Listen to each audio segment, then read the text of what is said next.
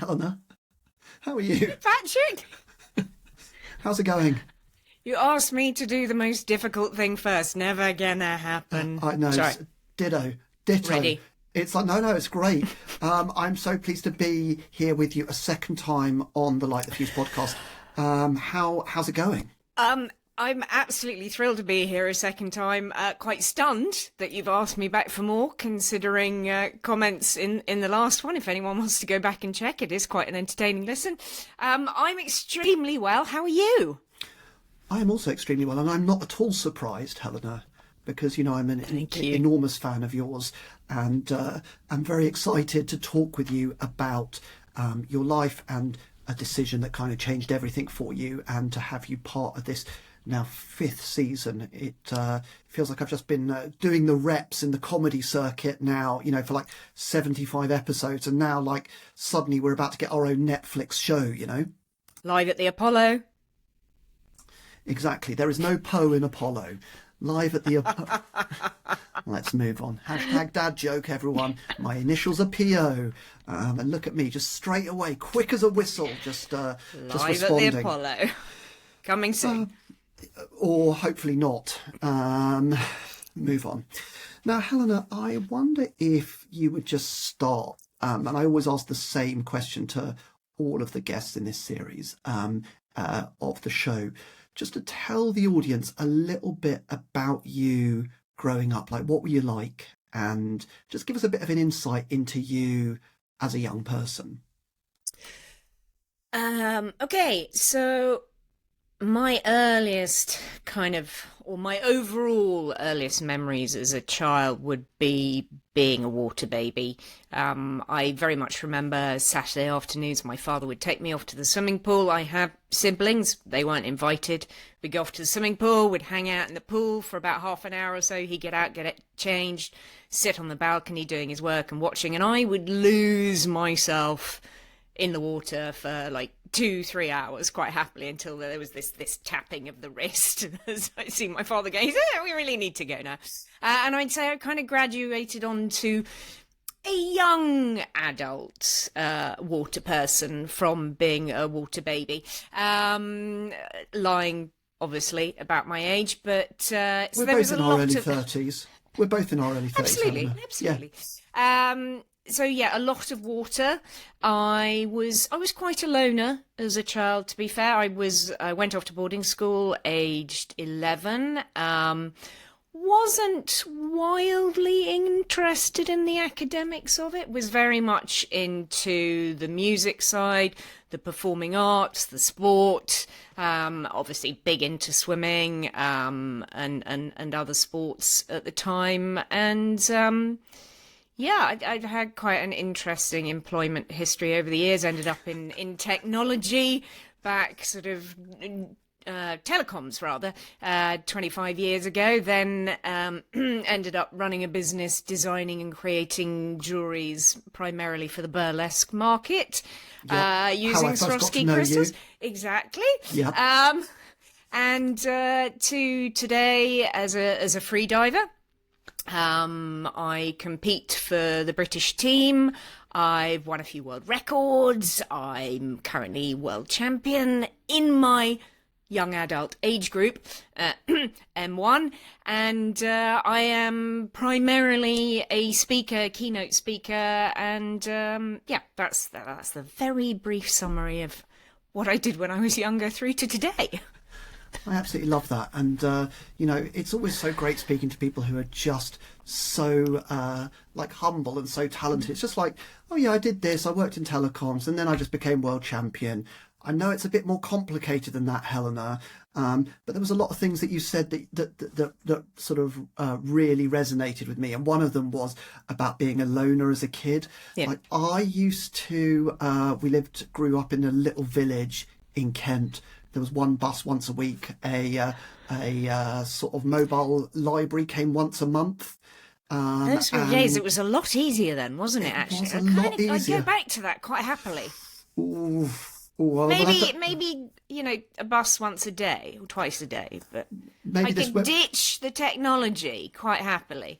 Maybe we'll have to save this for our second spin-off series, the Mary Porterification of the countryside, as we just try and like rebrand and revitalise the countryside. Take it back. The Archers meets Dallas is kind of my inspo here, Helena. What do you think? Absolutely right up my street. I'll be like a sort of bald J.R. Ewing, and then I don't know who you're going to be, but you're going to be like some of the, maybe like Crystal Carrington from like Remington Steele, or from like one of the others. I don't know. What do you think? I get confused between Dallas, Dynasty, and all of those. But yeah, that 100. kind of era of the big hair, the big jewelry, set in the English countryside. Yeah. Netflix? Sign me up. Yep. Because what the world needs more of is basically like sort of middle-class white dudes just basically on television. Let's get that shit happening, everyone. This is gonna be a reality. Now, Helena, as we as we move away from your younger years, I wonder if you could just tell the audience a little bit about the status quo before you made your decision, and then we'll come in to talk about what the decision was. But maybe just sort of paint a bit of a picture as to where you were in your life before you made this decision. Okay, so going back a little bit to my childhood, which is quite relevant here. As I say, I went off to boarding school, but around the age of 12, I started suffering from bouts of depression. And the first one I really remembered, it lasted about 3 weeks. It was really intense. I really struggled with it. And then obviously it went away. I felt much better, forgot about it, yada, yada, life was good again. But then it returned, and that cycle kept repeating itself. But each time it returned, it was more significant, and it lasted longer, and the respite between bouts got shorter and shorter. And by the stage of 2000, I'd hit rock bottom. I was self-harming. There was suicidal ideation. It was pretty rough.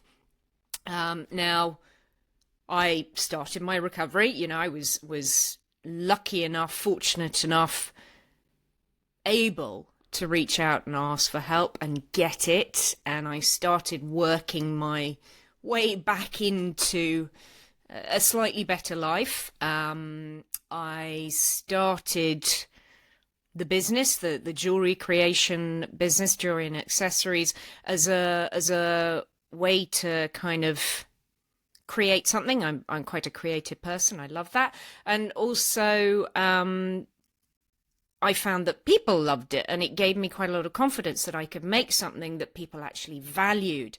And from that stemmed this, life can improve, which seems a bit materialistic, but it gave me value in myself and what I was doing. And then fast forward to 2013, and I was traveling in Thailand, and the person I was traveling with wanted to do their scuba certificate, and I'd done that. I've been very fortunate to do that when I was younger, and I'd seen films like The Big Blue, and I was just starting to become aware of a sport called freediving, which is essentially breath hold diving. And I said, find a school that does both, and that was it. I have been a complete obsessional freediver ever since, and the friends who up until that time were like, oh, it's her new 3-month fad that she's going to obsess about for a while and then move on to the next thing, suddenly 12 years later like, okay, well, you might be serious about this one. So I discovered freediving, and I started competing. I went to a couple of world championships, and I'm kind of jumping through questions, but I was in a place where life was a lot better. Yes, I was still up and down, and I do still have up and down moments today, but they are far more manageable. I know how to look after myself. I know who to reach out to. I know all the things to do to make the ride as smooth as possible when I do have dips these days. But I was essentially becoming a professional freediver in a sport that doesn't really have a professional level.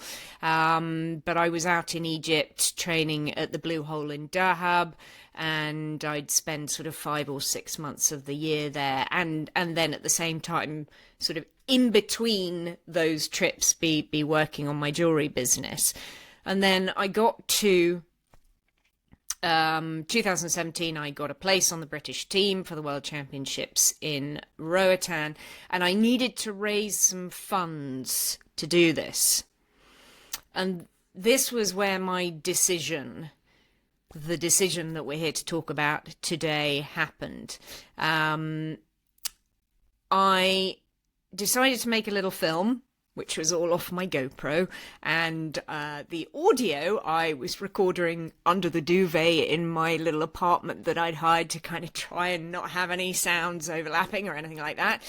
And while I was making it, I suddenly realized, and it was a really powerful moment, I realized that I'd got to a place where I was actually comfortable talking about my journey through depression.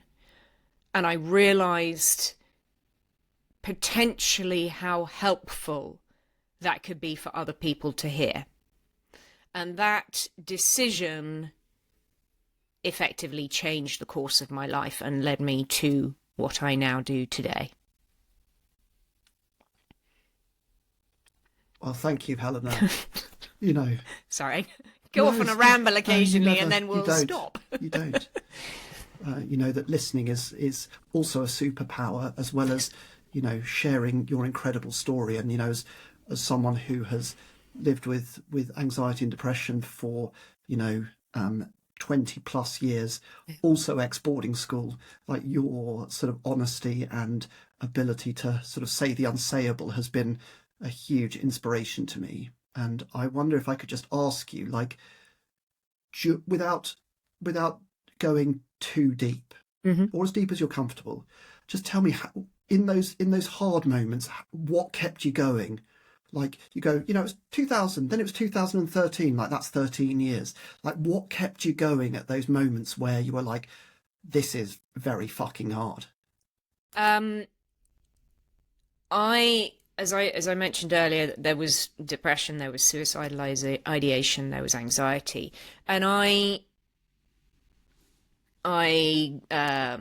my first port of call was the NHS, and they got me into the system. It was into a group therapy, into individual therapy, and it helped. It got me off rock bottom, but it didn't. I didn't really, I was just trundling along a little bit off rock bottom. So I started kind of trying to work out ways that I could actually help myself. And the first one that I kind of came across, and is the primary tool I talk about, that I actually am now fully qualified to talk about, I certainly was 23 years ago, is breathwork tools. And I'm an oxygen advantage advanced instructor and a Buteyko method breathwork instructor. And I started using breathwork to calm my nervous system down, to bring myself out of the place of depression. When there's a saying, when you're depressed, you're living in the past. When you're anxious, you're living in the future. When you're living in the present moment, you're at peace. And this is why breathing exercises are so profound, is they bring your focus and your attention right into the present moment. And in that place, you stop thinking about everything else. So for 30 seconds or 5 minutes or however long you do it for, and you're constantly re-guiding your attention back to it, because every human's mind wanders all over the place, and it's just okay, that's happening, let's bring it back again. Well done for noticing. And just focusing on that gives you that respite. And that became a really powerful tool for me. I didn't realize it was kind of luck, to be honest, that I stumbled across it. And there were a few other things that I started looking at and working on that really came into their own when I started freediving. I call it the extreme sport of relaxation, because I spend 95% of my training trying to be as relaxed as possible, which sounds a bit insane, but freediving is a sport where adrenaline doesn't help you in the slightest. If you go into a dive, and I do depth rather than distance. Distance is done in a pool, depth is done in the ocean. And I can't do the pool because I get uncomfortable and then I've surfaced before I've even gone, you're fine, keep going.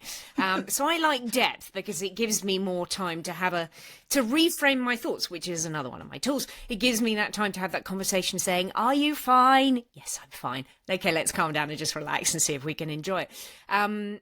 So all of these tools came about through the freediving. The extreme relaxation, that's like an onion. As soon as you think you are the most relaxed you can possibly be, you can start peeling off layers and find you just drop into another layer. It's a bit like Russian dolls, they're nested one inside the other. There's always another Russian doll. It's a better analogy than the onion, because eventually you do get to the middle of the onion, but the Russian dolls can keep going forever. So all of these tools that kind of started presenting themselves to me, which they became more defined once I started freediving. And then the freediving where you're taught a reasonable amount about breathing, I then got very hooked on and went off and did the instructor courses. And so I gathered together this toolkit of 5 tools, which would be very easy to call them well-being, and they're essential for well-being. But what they actually I stress a lot more in the talks I do is they're about mental fitness. We're really good at focusing on our physical fitness and working with that. Brilliant, absolutely essential. But we're only capable of achieving as much as what our minds will let us do. So in fact, our mental fitness is almost more important than our physical fitness. We need both. And I'm hot on encouraging as many people as possible to get into improving their mental fitness. I can't remember if that was the question you asked, but that's the direction we went. Sorry, Patrick. Please never apologise to me, Helena. Like, you will be the first to know if I'm unhappy about something. There's going to be no artifice here. I will literally just come at you straight, my friend. I kind of want to see that, because I can't imagine it. Yeah, when I get really pissed off, like, it's sort of slow burn, then he's massively fucked off, like the guy out of Inside Out, the sort of red one whose hair is on fire, if I had hair. But basically, I haven't actually seen that, and I think that's ridiculous, because I think I probably should watch it, because I've heard such amazing things about it. I think you'd enjoy it, and I, as someone who's did a couple of breathwork sessions with you, I mean, it was so eye-opening. And I think, when I look back to sort of my experience of depression and anxiety, you sometimes think, like, this is never going to change. We're never going to be able to, like, get through this. And sometimes just being able to, like, hold on for, like, the next second or the next hour or the next day is what you can do. And then you go, wow, fuck, I made it through a day. This is brilliant. And I think is, again, one of the things that I've admired about you so much is that you sort of seem to say that, like, getting those repetitions in is so important, but also that sort of self-soothing piece. And I wonder if there was anything sort of, I mean, it sounds like that's a huge part of what you do in terms of your sport as well, Helena. Self-soothing in my sport? Yeah. And sort of like self-talk and sort of like saying, hey, you can actually do this, and sort of like, or maybe not. It's just my perception. Yes, you could absolutely see it as self-soothing before a competition, sitting on the platform and thinking, this is a world championship dive, I'm potentially going for gold medal place. The Dive Eye, which is our live underwater drone that you can watch the live feed from. It's not very fascinating for anyone who isn't into freediving. You can get let me be the judge of what's fascinating for the audience, Helena. They'll be obsessed with this. Just tell us a bit more about it. What is it, like a sort of thing that follows you down? It looks like a minion. It's yellow and has a great big camera lens, and it looks just like a minion, and it follows the diver. They're navigating it from the surface from a boat, and it follows the diver for the entirety of their dive and then comes back up. And you will learn very quickly the moment you start watching dive eye competition footage. There's a little bit of action, and then there's an awful lot of free fall. And then there's a grabbing a tag at the bottom, and then there's turning around and coming all the way back up. But it depending on if it's a really, really deep dive, there's an awful lot of free falling, which is beautiful for about 10 seconds. And then if you're not into free diving and obsessional about it, maybe there are other things that you might find more interesting. But to go back to your... Yeah, I was just wondering, like in that sort of free falling period, does that ever get scary? I mean, It is like when I was a child, the school I was at had a amazing large garden. We were on a hill, and I used to dream of flying. And I actually properly used to run down the hill flapping my arms, hoping I would take off. I was desperate, absolutely desperate to fly as a child. And the first time I experienced free falling, I was like, this is it. This is the closest I will ever be to flying. And it is the most incredible sensation. Ask any freediver and they will say, hands down, the free fall. When I first started freediving, it's amazing. And then, holy crap, I've got to get back from here. At which point the brain's clicked in and you're just like... And This is me on the free fall bit, Helena. Like I'm not chilled. I'm not relaxed on the way down. I'm literally fucking shitting my pants both ways. Yes, but if you ever got in the water with me, I wouldn't be forcing you to free fall. You'd start with like 2 meters, and when that's comfortable, then we go to 3, and we build up. This is what mental health recovery is like. Coming back from depression, it is those small steps. It's that. If it needs to be second by second, minute by minute, hour by hour. And that really was my journey to recovery. Sometimes there were days where I could think ahead. Sometimes it was, I need to go to the bathroom. How do I do this? I need to brush my teeth. And it is from second to second. It's like... if there's a really big wind, when you were talking earlier, I thought of this analogy. There's a massive wind howling at you. And so you don't get blown back. You have to lean in forward to it. And you have to take these steps. You just need to keep moving forward. And it's the progression for freediving is very gentle. It's very soft. It's very compassionate. You're never going into it going... I need to adrenalize my way through this dive, because your body won't let you. The pressure of the water won't let you. It will actually physically harm you. You have to relax and trust yourself. And this is one of the most important lessons I think that freediving has given me, is learning how to trust myself again, because depression decimated that. And, if you don't trust yourself, how the hell can you trust anyone else? Everything stems in life, I believe, from self-trust. And yes, I was in a reasonably good place when I started freediving, but the ocean is a mirror. And any emotion or fear you go into the water with, it will reflect it back to you. And if you go to it compassionately, i.e., feeling really comfortable in a dive and then choosing to increase the depth by maybe another meter, maximum 2, it gives you this confidence which you can then take onto dry land and go, I did that underwater. What can I do when I'm actually breathing and on dry land? And this picket fence, I call it, where this is what I can do. This is what I'm capable of.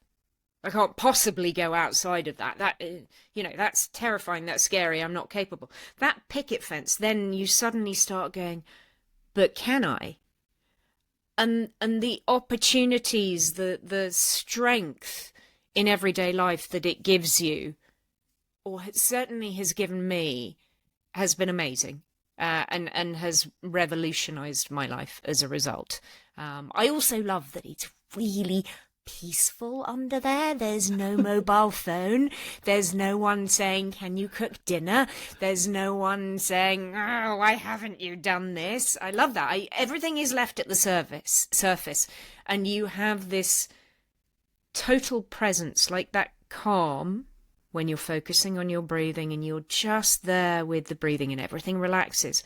That is what we're trying to do when we free dive. And when you hit that nail on the head, the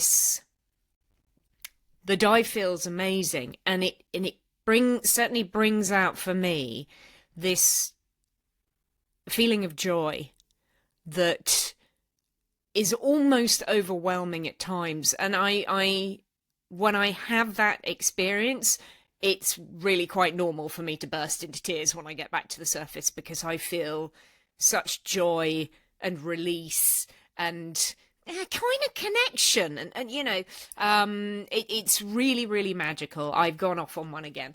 Where are we at with the questions, Patrick?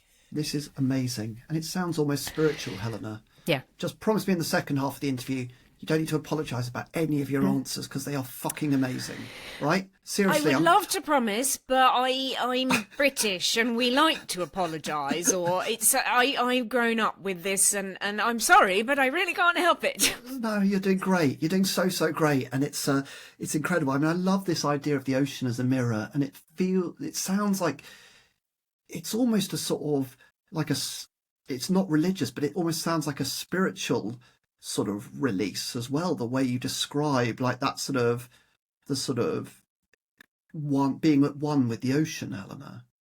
Without getting too hippie, because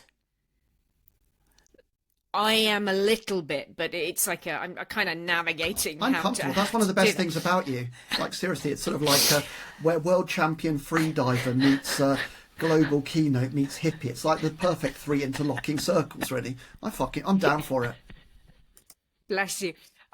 It's this, imagine a vast blue ocean, and you're safe. You're attached to a dive line. You've got your dive buddies just above you. You have your lanyard that's connecting you to this line. You know you can go up at any time. You know they're there. They're going to look after you on the last part of the dive, which is the most dangerous part of the dive, the last few meters of the ascent. And it is a place where I am authentically myself. As I said, all the everyday thoughts, judgments, stress, they're left behind on the surface. It's true peace. And one thing I think that's fascinating, many years ago, one of the forefathers, and I can't remember who it was, which is very rude of me, of freediving, had the opportunity to take a couple of monks, I think, and kind of introduce them to freediving. These are Tibetan monks. No, it's not. It's absolutely serious. No, it's not a joke. It sounds like the beginning of a Shaggy Dog story that my dad would have told. Like 3 Tibetan monks go freediving. Okay, but sorry, Helena, I interrupted. It does. You're absolutely right. But their comment after an hour and a half session, which is a standard length session we do, was, we've spent 20 years learning to meditate to get into these states. You're doing it in less than 90 minutes. And while we may not be able to sustain it for the length of the time that the Tibetan monks are, because we don't have those skills ingrained in us as much, for that spark, that millisecond or that 30 seconds of the dive, there's this flow state, and it is an out-of-body experience. When it happens to me, it's like I'm watching from here. It's quite weird. I'm watching from just behind me up to my right, and I see everything I do, and it's just, this is what I do. There are parts that depending on what depth I am in the dive, there are different techniques I'm using. Almost like a sort of out of body experience, or like well, I know. I just watch myself doing dum dum dum dum dum, and then I come back up, and it's just so peaceful. I'm out of my way, and this is a thing. This is a core thing. My conscious brain, that thinks it knows absolutely everything, thinks I'm a bit of a genius, blah, blah, blah, blah, blah, has actually calmed down and shut the hell up for 30 seconds. And my subconscious is doing what it can do a million times better than my conscious brain is just going, you've trained it, you know exactly what you're doing. It's natural, you don't have to think about it. And the relief, the calm, the peace, it is that out-of-body spiritual experience. It's one of the things that keeps me going back again and again and again. And the more I do it, the more I hope to try and have those experiences that I then take from that onto dry land to potentially help other people in their lives. Well, I mean, I've got another friend called Brian. Shout out to Brian. I won't mention Hello, his Brian. second, but he knows who he is, and he is a college sixth dan black belt jiu-jitsu guy based in America, and That's amazing. I know, and he always says to me, "Yeah, Patrick, like we should definitely get you in the octagon and all this sort of thing," and I'm like, no fucking way, I'm not doing this. But now I'm sort of feeling like the universe is like saying to me, like Helena's saying, like squeeze yourself into some neoprene rub, yeah, exactly. And then Brian is saying to me, get into a pair of booty shorts and get into the octagon with him. You know, this is going to be a crazy 2026. The universe is speaking. Are you listening? Crazy 2026, Helena. Are you listening? Are you going to act on it? That sounds amazing. Hands down, you should do that. I know. I believe I've heard from people, and I'm very much considering trying it myself.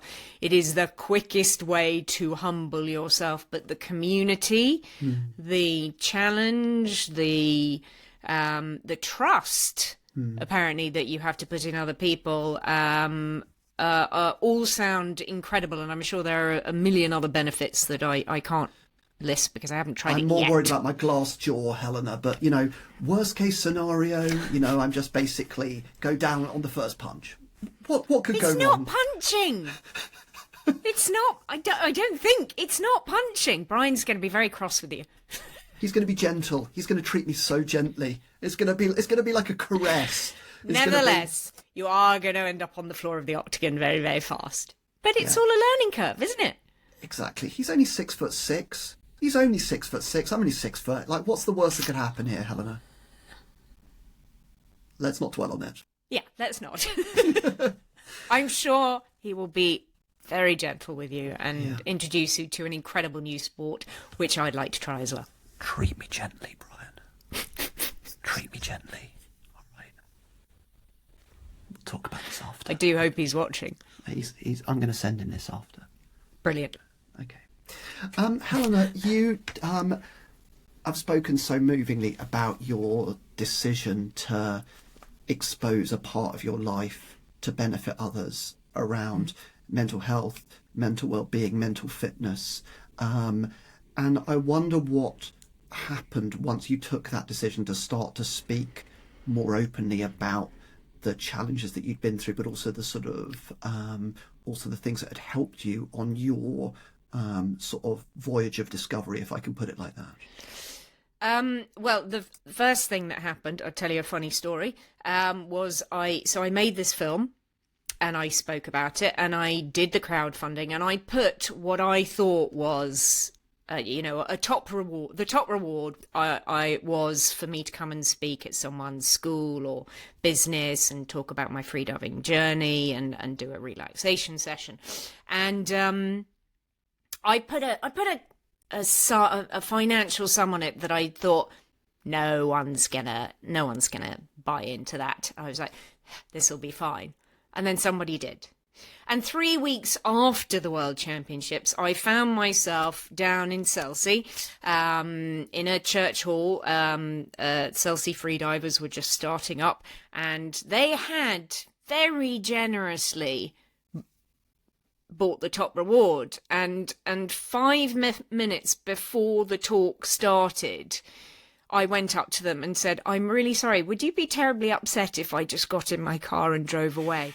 I was absolutely terrified, and I made the kind of very much beginner decision, not realizing that it was a complete beginner decision at the time, to turn around and say to the audience, "I'm really terrified. I've never done public speaking before. Please be kind to me." And they were amazing. They were I couldn't have asked for a kinder audience to start with. And I was going through my talk, and I was very new to talking about it. And while I was contained, I think I could have handled it a lot better.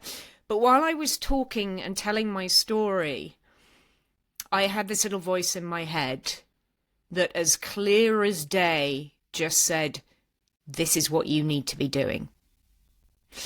And I then started doing a few more talks, and I ended up going back to my boarding school, which is an all-girls boarding school, and I did a number of talks for the sixth form there, so 16, 17, up to 18-year-olds. And the power of these talks, teenagers, as you probably know, don't give much away. And you've got a whole auditorium of about 160 of them just sitting there looking mildly pissed off that they could be doing something else, and instead they're listening to this person who goes, "I used to go to school here." And I do my talk, and then at You've never sounded like that, by the way, Helena. Thank goodness. No, but seriously, thank goodness. A, we'd never be friends if you had, but like, B, you've never actually sounded like that. Just FYI, good. Sort of and I don't think I come across like that. Podcasting meet. Thank you. Same time. I don't think I talk like that in my keynotes. I finish the talk, applause, thank you very much, and then this queue starts forming in front of me of all the girls who want to come and say how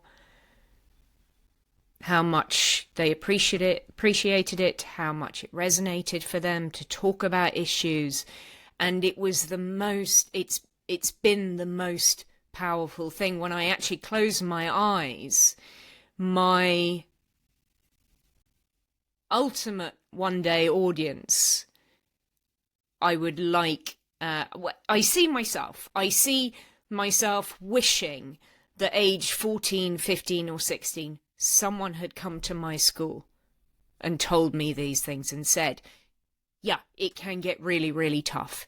And this is how you help yourself. And this is how you grow your self-trust belief that helps you to trust and believe in others. And you grow your community. And then you all support and help each other."